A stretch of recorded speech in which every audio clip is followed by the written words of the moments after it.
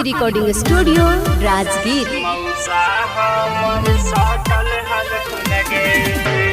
Music by Nimi Yadav.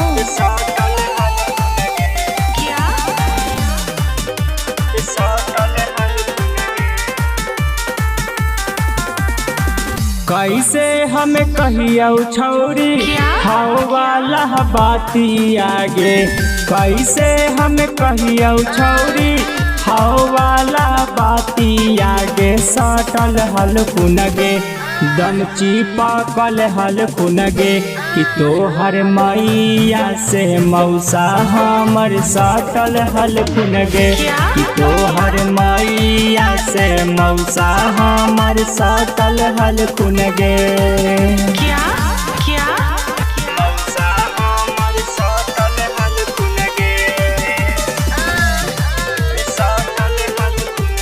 हो गईल बा प्यार मौसा के एकर मैया से, हो गईल बा प्यार मौसा के एकर मैया से।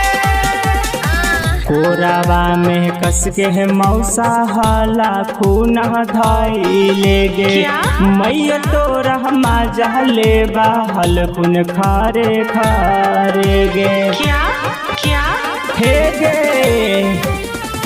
कोरावा में कस के है मौसा हाला खूना धइले गे, मैया तोरा माजा ले बहल कुन खारे खारे गे। दोनों के माजा बहा कई छौरी खूबे खूबे गे, छौरी खूबे गे कि तोहर मैया से मौसा हमर फसल हाथुन गे कि तोहर मैया से मौसा हमर सटल हल कुन गे।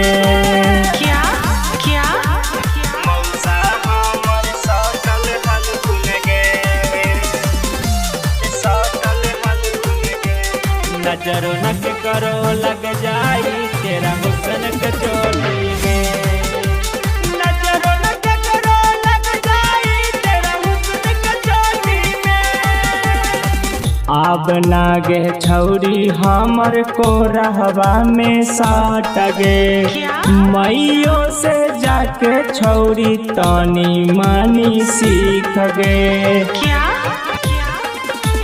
हे गे आब नागे छौरी हमर को रहवा में साट गे, मैयो से जाके छौरी तानी मानी सीख गे।